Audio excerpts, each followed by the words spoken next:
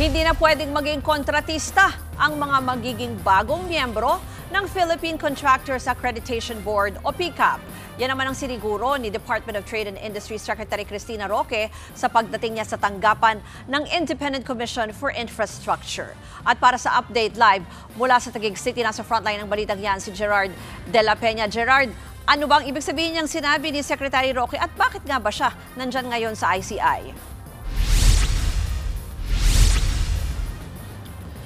Ruth, ang Department of Trade and Industry naman ang humarap ngayon sa Independent Commission for Infrastructure matapos itong ipatawag ng komisyon para magbigay linaw sa mga proseso na may kinalaman ang construction industry. Sabi ni Trade Secretary Cristina Roque, pinaliwanag nila sa komisyon kung ano nga ba yung papel na ginagampanan ng DTI, ng Philippine Contractors Accreditation Board at ng iba pa patungkol nga dito sa maanumalyang flood control projects.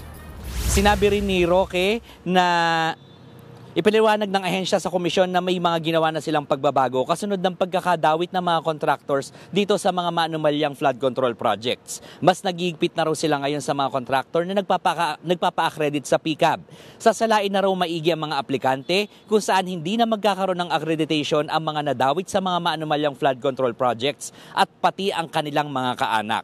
Bago raw makarating sa PCAB ang mga aplikasyon ay dadaan muna sa Office of the Secretary ang mga ito para masala ng mabuti. Sinabi rin ni Roque na irerekomenda nila sa susunod na board members ng PCAB na i-a-appoint na ng Malacanang sa lalong madaling panahon ang revocation ng lisensya ng 15 top contractors na sangkot sa flood control scam. Nadadagdagan pa raw ang bilang na ito habang gumugulong ang investigasyon ng ahensya sa hanay ng mga kontraktor.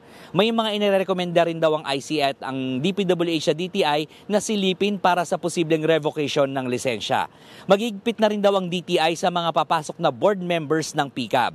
Hindi na raw maaaring makasama sa board ang mga nagmamay-ari ng mga construction companies dahil may tuturing itong conflict of interest.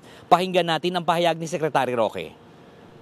So we need to change also, or we need to make new changes. We need to improve, we need to reform, we need to make sure na yung itong mga bagong sasali or mga bagong kukuha ng lisensya are already following the new rules para hindi na maulit yung nangyari dun in the past. Ruth, may mga binabalak pa raw na pagbabago ang DTI dun sa accreditation ng mga contractors at sa ngayon ay hinihintay lang nila yung mga rekomendasyon ng DPWH at ng ICI tungkol dito. Ruth. Yan po ang Express Report ni Gerard de la Peña mula sa Taguig.